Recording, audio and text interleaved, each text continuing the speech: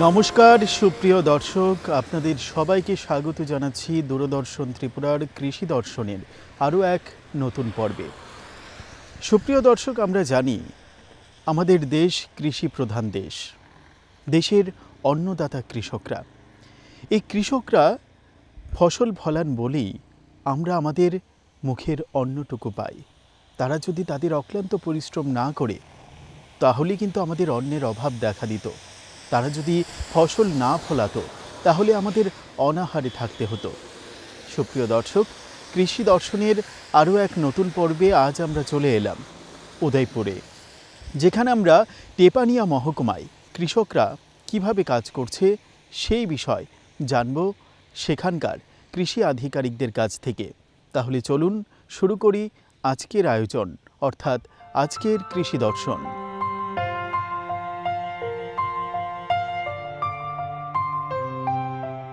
আমরা এই মুহূর্তে টেপানিয়া কৃষি মহকুমায় রয়েছি, যেখানে আপনারা দেখতে পাচ্ছেন আমার ঠিক পেছনটাই কিন্তু কৃষি জমি রয়েছে, যেখানে কৃষকরা কাজ করছেন, তাদের জমির ফসল ফলাচ্ছেন। আর এই কৃষকরা কিভাবে কাজ করছেন, সরকারি কী সহায়তা বা কিভাবে তারা গোটা কাজটা পরিচালনা করছেন, সেই সমস্ত বিষয় নিয়ে আমরা কথা বলবো। আমাদের সঙ্গে রয়েছেন deputy director agriculture doctor Haimanti Bhattacharya. Madam, আপনাকে স্বাগত আমাদের আজকের আলোচনায়। নমস্কার।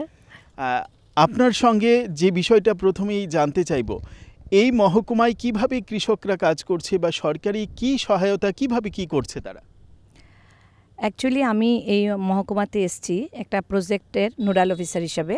টেপানিয়া মহকুমার একটা ইউনিক ফিচার হলো এই মহকুমাটি সম্পূর্ণভাবে মহিলা দ্বারা পরিচালিত। এখানকার যে সুপারিনটেন্ডেন্ট অফ এগ্রিকালচার উনি মহিলা, প্রত্যেকটা স্টাফ এখানকার মহিলা। খুব ভালো লাগছে, কারণ মহিলারা সেক্টর অফিসার, ভিএলডব্লিউ, ওরা মাঠে ঘাটের কাজ করছে, সবাই স্কুটি নিয়ে সমস্ত ফিল্ড পরিদর্শন করছে। এটা একটা নতুন বিষয় আমাদের কাছে, আপনাদের কাছেও, সবার কাছে। ত্রিপুরার যেই প্রথম মহিলা মহকুমা। আমি এখানে এসেছি মুখ্যমন্ত্রী ইন্টিগ্রেটেড ক্রপ ম্যানেজমেন্ট প্র্যাকটিসের মাধ্যমে আমরা যে আমন পেডি কাল্টিভেশন করছি, সেই আমন ধান চাষের পদ্ধতিটা একটু আমরা একটা প্র্যাকটিসের মাধ্যমে পদ্ধতিটা এখানে ইমপ্লয়েড করছি। সেই পদ্ধতিতে যদি আমরা ধান চাষ করাতে পারি বা ফার্মাররা আমাদের এই প্রোটোকলটা মেনটেন করে, তাহলে আমাদের প্রোডাকশনটা অনেকটা বেড়ে যাবে। সেই হিসাবে এই প্রোটোকলের আন্ডারে যে যে কর্মসূচি আছে সেগুলিকে তদারকি করার জন্য আমি এখানে এসেছি। আমার এখানে 19টা জিপি আছে এই টেপানিয়া এগ্রি সাব ডিভিশনে। প্রত্যেকটা জিপি কিন্তু মহিলা দ্বারা পরিচালিত, ভিএলডব্লিউ মহিলা, এবং এই জিপি এবং দুটো উদয়পুর মিউনিসিপ্যাল কর্পোরেশনের আন্ডারে দুটো কর্পোরেশন আছে।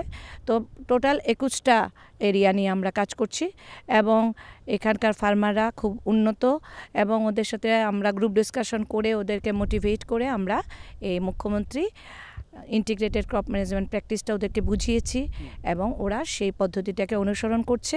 আমরা দেখতে পাচ্ছি আমাদের পেছনে যে ধান চাষ করা হচ্ছে, ওরা সেই পদ্ধতি অবলম্বন করে কাজটা করছে, এবং আমরা আশা করি আমরা ভালো ফল পাবো। আমাদের পেছনটায় যে ধানের চারা আমরা দেখতে পাচ্ছি, কোন ধান এগুলো? গোমতী। আচ্ছা, এগুলো কিভাবে ফসল ফলানো হয়, কবে চারা রোপণ করা হয়, কিংবা কবে সেই ফসল পাওয়া যায়, সে বিষয়টা যদি বলেন। আমরা যে আইসিএম প্রোটোকলে আমরা বলছি যে 15 জুলাইয়ের মধ্যে আমাদের নার্সারি বেড প্রিপারেশন করতে হবে। সেই নার্সারি বেডে 15 জুলাইয়ের মধ্যে আমাদের প্রতিটি নার্সারি, ম্যাক্সিমাম নার্সারি আমরা তৈরি করে ফেলেছি। তারপর থেকে চারার বয়স যখন 12 থেকে 19 দিন, মোটামুটি 19-20 দিন, আমরা সেই চারাকে ট্রান্সপ্ল্যান্ট করে মাঠে নিয়ে এসেছি, যেটা পেছনে দেখানো যাচ্ছে। এবং সেই চারা মাঠে রোপণের সময় আমরা বেসেল ডোজ হিসেবে কিছু কেমিক্যাল ফার্টিলাইজার দিয়ে থাকি। সেগুলি আমরা ফার্মারদের সাথে আলোচনা করে ডিসকাস করে ওদেরকে সেই কেমিক্যাল ফার্টিলাইজারগুলো আমরা ওদেরকে দিয়েছি। এই প্রোটোকলের মধ্যেই সেই ফার্টিলাইজার ওরা পাবে। তারপর আমাদের ফার্স্ট উইডিং আছে, যেটাকে বলে বাছাই করা। ধানের সাথে সাথে যে আগাছাগুলো আছে সেগুলি বাছাই করা হবে। সেখানে আবার বাছাই করার পরে আমরা আবার নাইট্রোজেন ফার্টিলাইজার দেব। সেই 4-5টা প্রোটোকল ওদেরকে আমরা মেনটেন করতে বলছি। মেন হলো লাইন সুইং। পেছনে দেখছেন যে ধান গাছগুলো, চারাগুলো একদম একটা লাইন করে লাগানো হয়েছে। সেই লাইন সুইং বাধ্যতামূলক, লাইনেই গাছ লাগাতে হবে, এবং 2টো করে চারা লাগাতে হবে, এবং চারার বয়স 20 দিনের নিচে, 12 থেকে 20 দিনের মধ্যে চারার বয়স থাকতে হবে। মেইন যে প্রোটোকল, সেই প্রোটোকলে যদি আমরা মেনটেন করতে পারি তাহলে আমাদের অনেকটা প্রোডাকশন বেড়ে যায়। আমাদের লক্ষ্য ধানের প্রোডাকশন বাড়ানো এবং সেই লক্ষ্যকে কাজে দেখে মানে লক্ষ্যকে আমরা সামনে রেখে আমরা কাজ করছি। আশা করছি তেপানিয়াতে আমরা অ্যাটলিস্ট ধান চাষে আমরা একটা ভালো ফল পাবো। হৈমন্তী দেবী, আরেকটা বিষয় আপনার কাছে জানবো, এই যে ধানের চারা আমরা দেখতে পাচ্ছি বা কৃষকরা কাজ করছে, এই ধানের বীজ থেকে শুরু করে সার প্রয়োগ সমস্ত বিষয় কি তারা সরকারিভাবে পেয়ে থাকে? ওরা সরকারি লেবারটা তো ওদের নিজস্ব, ওরা নিজেরা পরিশ্রম করবে। আমরা ওদেরকে 5,650 টাকার একটা প্যাকেজ ওরা পাবে। এটার মধ্যে থাকবে কেমিক্যাল ফার্টিলাইজার, অর্গানিক ফার্টিলাইজার, আর থাকবে ক্যাশ অ্যাসিস্ট্যান্স। এই টোটাল সবটা মিলিয়ে ওরা 5,650 টাকা ওরা পাবে। এই মহকুমাতে কৃষকের সংখ্যাটি কেমন রয়েছে কি মনে হয়? টোটাল সংখ্যা এখানে 5,000-এর মতো ফার্মার্স এখানে রয়েছে যারা ধান চাষের সাথে যুক্ত। এই ধানগুলো উৎপাদন হওয়ার পর কোথায় বিক্রি হয়, কোথায় বিক্রি করে এই মহকুমার কৃষকরা?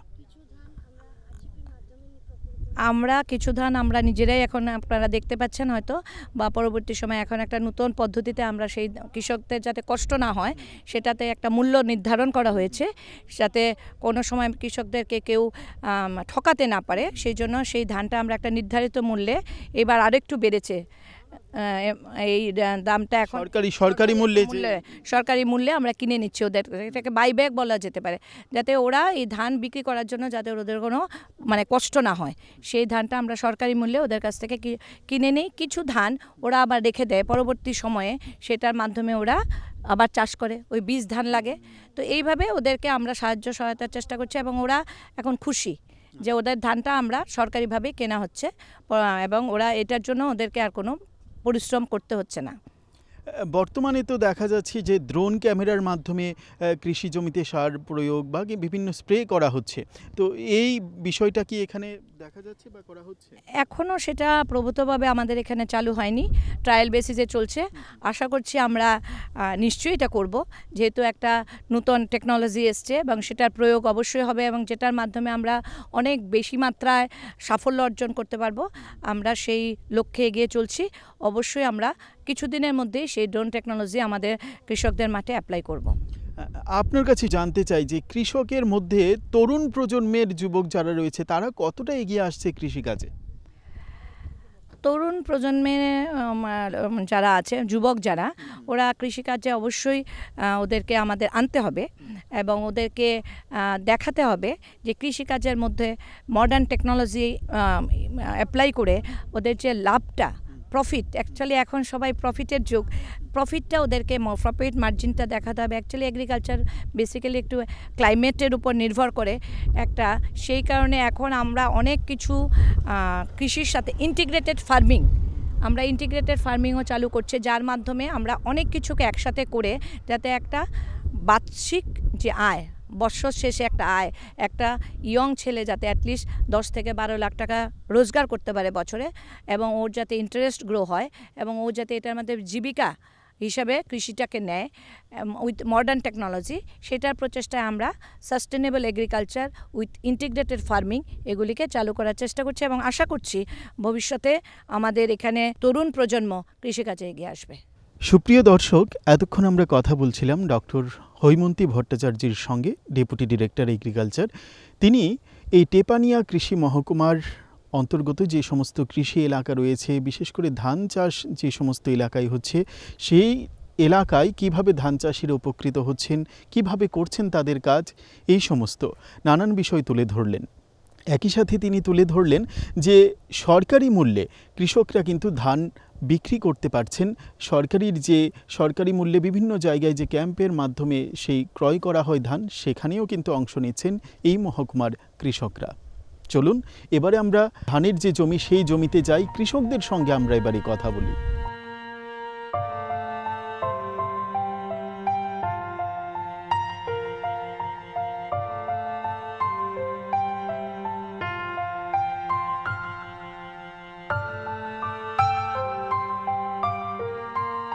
যেমনটা আমরা বলছিলাম যে কৃষকদের সঙ্গে আমরা কথা বলবো, তো প্রথমেই দাদা আপনার নামটা জানতে চাইব। গৌতম সাহা। আচ্ছা গৌতম বাবু, আপনি কতদিন যাবৎ কৃষিকাজের সঙ্গে জড়িত রয়েছেন? 8 বছর। 8 বছর। আপনার ধানেই জমি কতটুকু রয়েছে? 2 কানি। 2 কানি। দুই কানি জমির মধ্যে কি ধরনের ফসল ফলান আপনি? আমাদের সরকারি হাইব্রিড বীজ বিএনআর উন্নত মানের বীজ ফসলের জন্য এই ধানগুলি চাষ করি। আপনি নিজেই কি সেই চারা লাগান বা পরিচর্যা করেন গাছগুলো? হ্যাঁ হ্যাঁ হ্যাঁ। সরকারিভাবে কি সহায়তা পান আপনি কৃষক হিসেবে? আমাদের বিএনআর হাইব্রিডের সার ওষুধ টাকা ডিপার্টমেন্ট বিএলডব্লিউ ডিপার্টমেন্টের থেকে আমরা এই সুযোগগুলি পাই, এই কারণে আমরা হাইব্রিড ধান চাষ করি। প্রধানমন্ত্রী কিষাণ সম্মান নিধির যে প্রকল্প রয়েছে সেই প্রকল্পের সুবিধা আপনি পান? হ্যাঁ, পাই। এই যে আপনারা ধানের চারা লাগানো থেকে ধান গাছ বড় করা, ধান উৎপাদন হওয়া, তারপর সেই ধানগুলি কোথায় বিক্রি করেন? এমজি সরকারি এমএস স্কিম এই মারফতে আমার টেপানিয়া গোডাউনে সরকার ধান নিয়ে যায়। মানে সরকারি মূল্যে যে ধান ক্রয় করা হয় সেখানে আপনি গিয়ে বিক্রি করেন? হ্যাঁ হয়, সেখানে গুলি। আচ্ছা, কেমন লাভ হচ্ছে আপনার এই কৃষিকাজ করে, বিশেষ করে ধান ফসল ফলিয়ে কেমন লাভ হচ্ছে? আমাদের আগের তুলনায় এখন কৃষিকাজে মোটামুটি ভালো লাভ হয়। আগে আজ থেকে 10-11 বছর আগে যে ধানের দাম আসলো, এই দামের তুলনায় এখন দ্বিগুণ হয়েছে। আগে 400-500 টাকা মন বিক্রি হতো, এখন 850 টাকা মন বিক্রি হয়। তার কারণে আমরা ডাবল লাভবান হয়।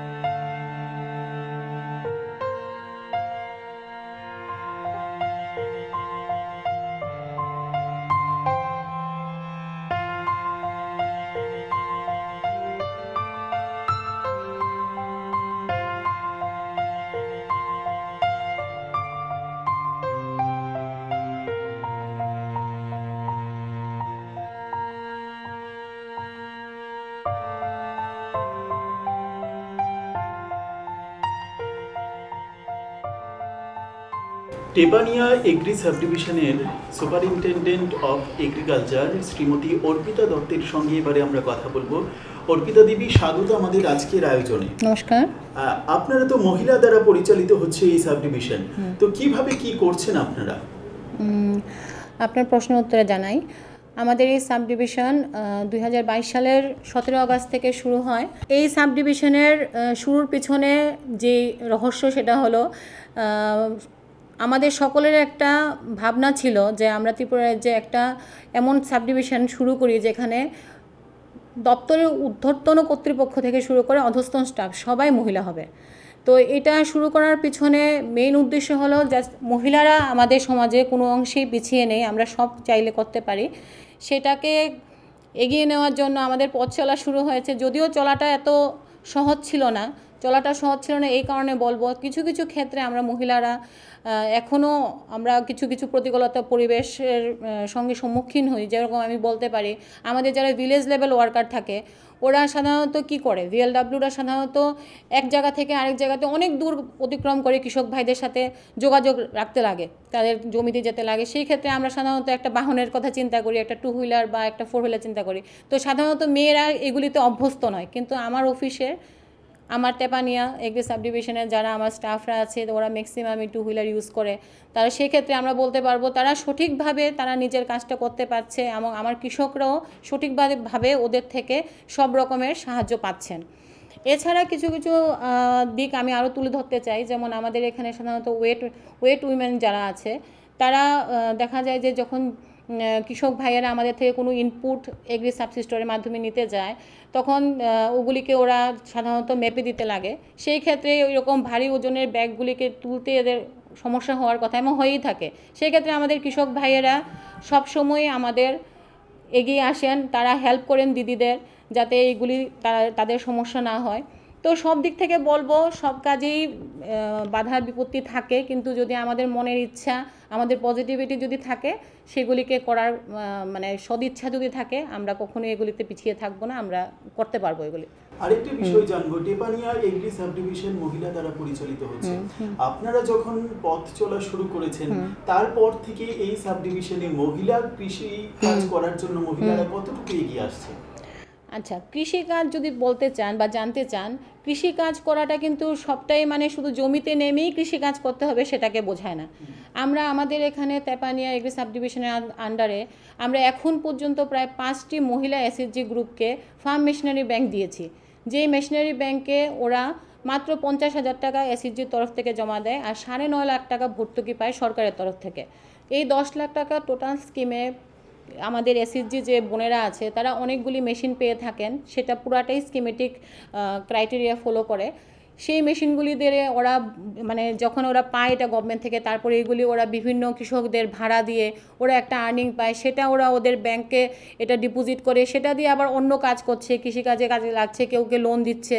তো শুধু যে মানে জমিতে নেমে পড়েই কৃষক হতে হবে এটা কথা না, অন্যভাবেও আমরা দিদিদের বা আমাদের কৃষক বোনদের সাহায্য করছি এবং তারা স্বনির্ভর হচ্ছে, বিভিন্ন দিকে তারা এগিয়ে যাচ্ছে। কেউ কেউ আছে ফুল চাষে এদের ইন্টারেস্ট দেখাচ্ছে, তাদের আমরা প্রোটেক্টিভ স্ট্রাকচার দিচ্ছি, সেইগুলি করে অ্যান্থোরিয়াম বা জারবেরা যে ফ্লাওয়ারগুলি এখন কমার্শিয়াল মার্কেটে অনেক যাদের ডিমান্ড আছে সেগুলি করেও ওরা ভালো আর্নিং করছে। তো আমি বলবো ওরা অনেকভাবে এগিয়ে গেছে এবং আমাদের দেখে ওরা অনেকটা ইন্টারেস্টও পায় এবং মোর ওভার ওরা আমাদের কাছে অনেক কমফোর্ট করে ফিল করে ওদের মনের কথাটা বলতে পারে, যেটা হয়তো বা একজন আমি বলবো না এটা নেগেটিভ অর্থে বলবো না, কিন্তু বলবো হয়তো বা মানে আমাদের কাছে ওরা রেসপন্সটা কমফোর্ট ফিল করে, তাই আমাদের কাছে আসে বেশি।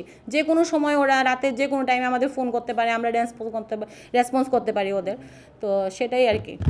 কেন্দ্রীয় সরকারের এবং রাজ্য সরকারের যে প্রকল্পগুলি রয়েছে সেইগুলি কতটা বাস্তবায়ন হচ্ছে এই সাব ডিভিশনে? কেন্দ্রীয় সরকারে আমাদের এগ্রিকালচার ডিপার্টমেন্টের তরফ থেকে যতগুলি প্রকল্প আছে আমরা সবগুলি এখানে তেপানিয়া এগ্রি সাব ডিভিশনে প্রকল্পিত করছি। এর মধ্যে আছে আরকিউএ স্কিম আছে, এসএমএম স্কিম আছে, তারপর এমআইডিএস স্কিম আছে, তারপর আমাদের আরএডি স্কিমও হয়েছে। মোটামুটি সবগুলি স্কিমই এখানে যা স্যাংশন হয় আমরা এগুলিকে ইমপ্লিমেন্ট করি এবং এগুলি সাকসেসফুলি ইমপ্লিমেন্টেড হয়েছে। ধন্যবাদ আপনাকে। Thank you.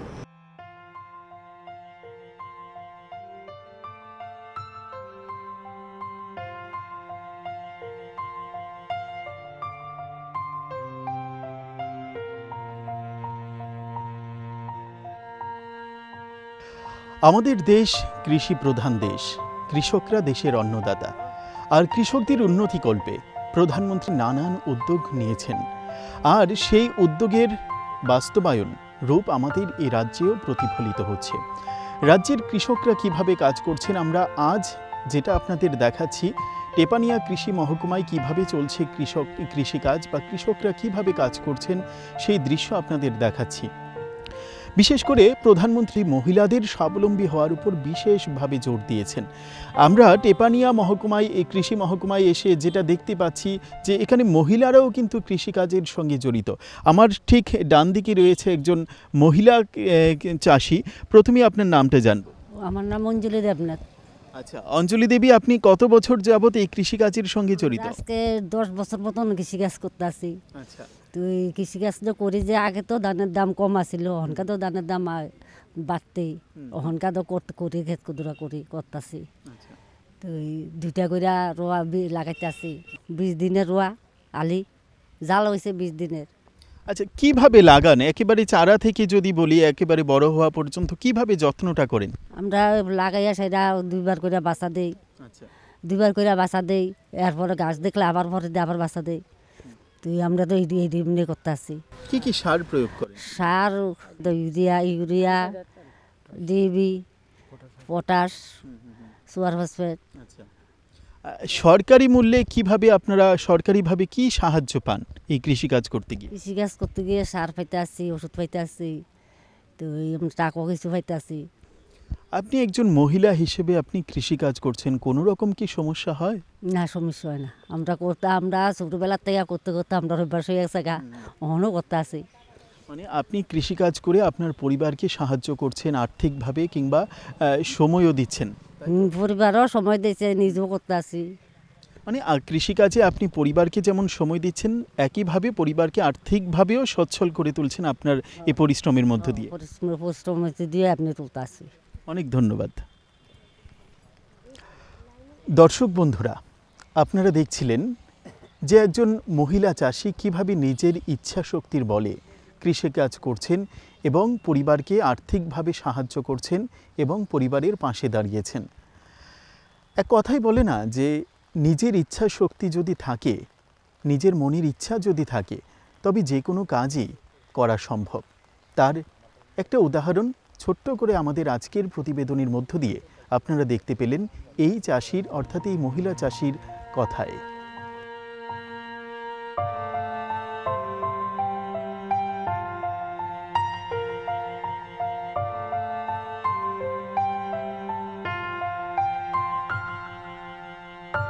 এবারে আমরা কথা বলবো এগ্রি অফিসার শ্রীমতী ইন্দ্রাণী চক্রবর্তীর সঙ্গে। প্রথমে আপনাকে স্বাগত আমাদের আজকের আয়োজন।